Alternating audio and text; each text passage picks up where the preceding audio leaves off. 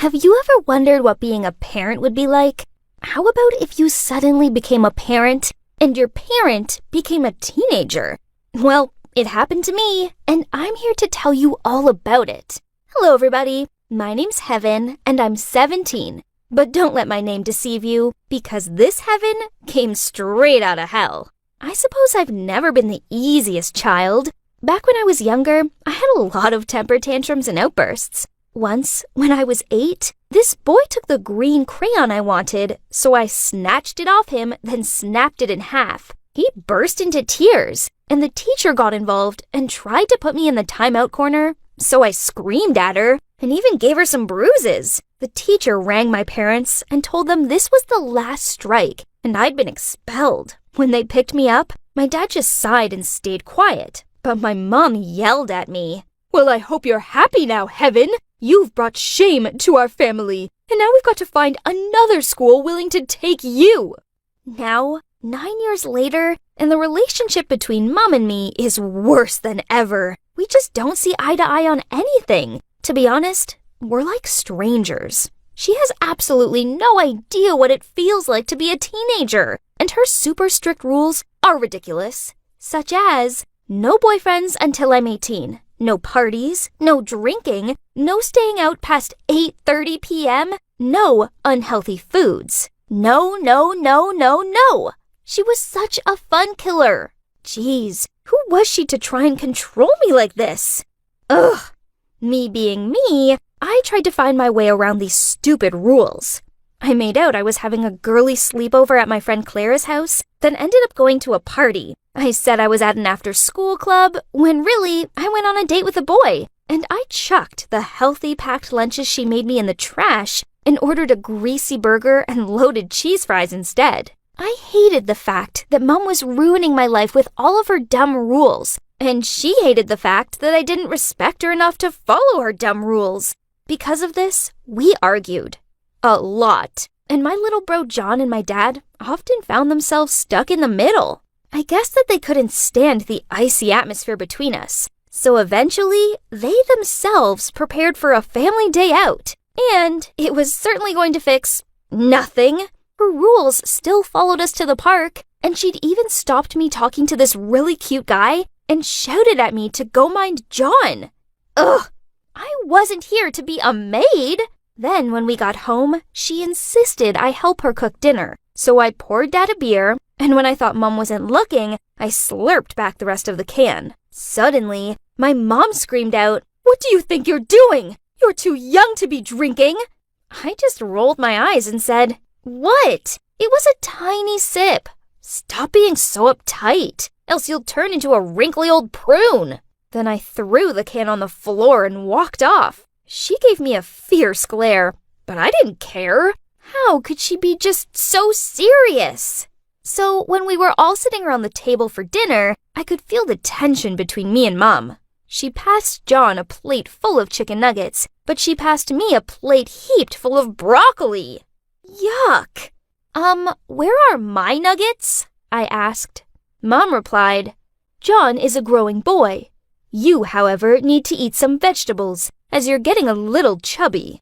How dare she? I wasn't even fat.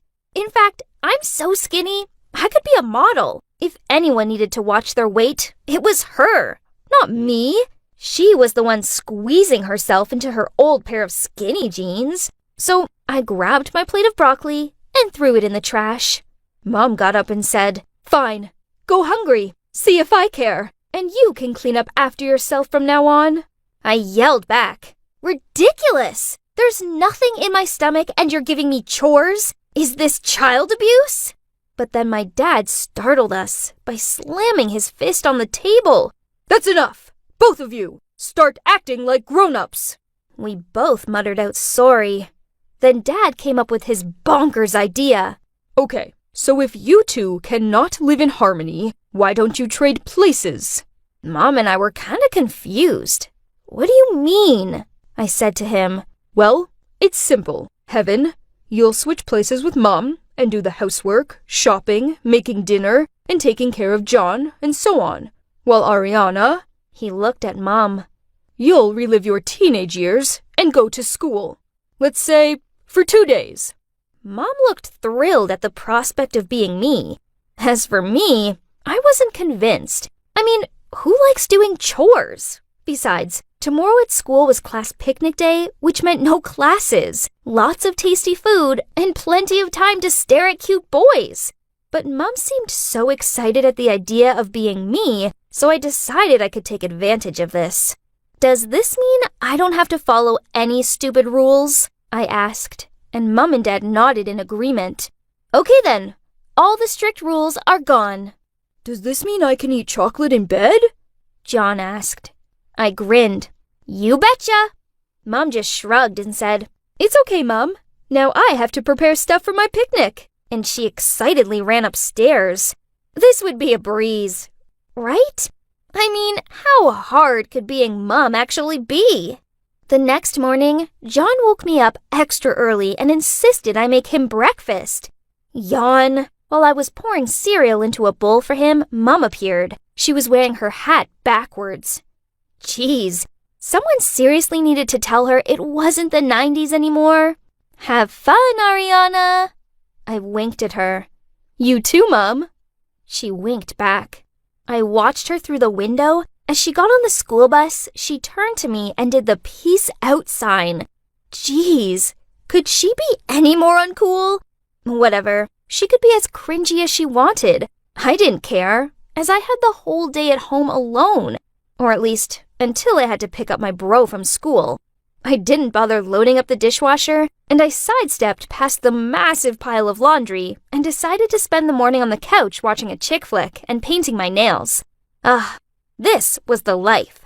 A few hours passed, and I was so bored and hungry, so I went into the kitchen to look for food. But the cupboards were empty. Then I noticed a shopping list and some money on the counter. Reluctantly, I walked to the local store, but I ignored the list and bought lots of snacks. Hey, I was Mom, so I made the rules.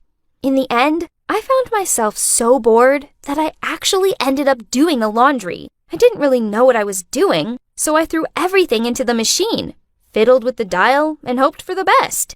Then my phone rang. It was Clara. So I answered and she said, Hey, why is your mom here instead of you? I told her about the switch up, then asked her what my mom was up to. She was quiet for a second, then said, well, she's definitely enjoying the picnic. In fact, she's showing Mrs. Puller her dabbing skills. What? My mom was dabbing? Which no one did anymore. And in front of our ancient science teacher?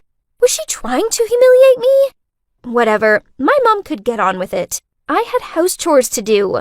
Geez, what's with chores? They seriously never seem to end. By the end of the day, I was so exhausted that I ordered takeout for everyone, then slumped in front of the TV. I finally had the option to stay out late, but I didn't have the energy to do it. Then, the next day, when I was doing yet more house chores, my friend Patrick sent me a photo. It was Mom. She was wearing a cheerleader's outfit that exposed her midriff. What? She was just at a casual football match. No one dressed up for that. Then Patrick sent me another picture. In it, Mom was fiddling with her hair and touching some jock's shoulder. OMG.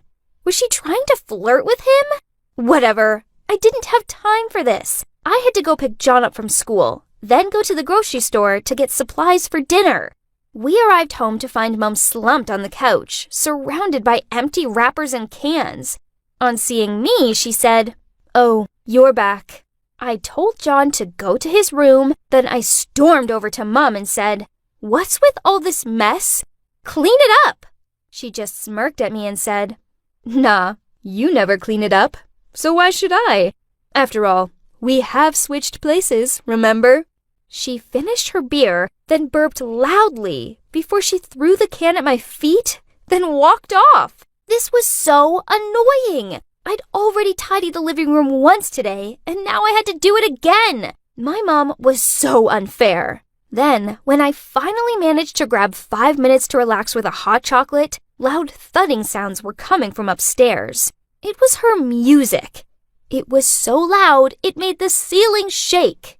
Geez, She was so annoying.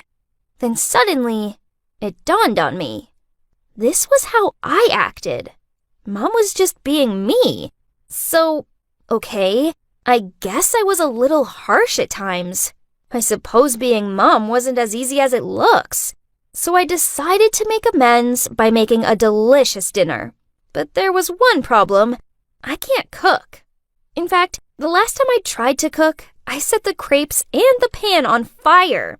So, for safety purposes, I asked Clara and Patrick to help me.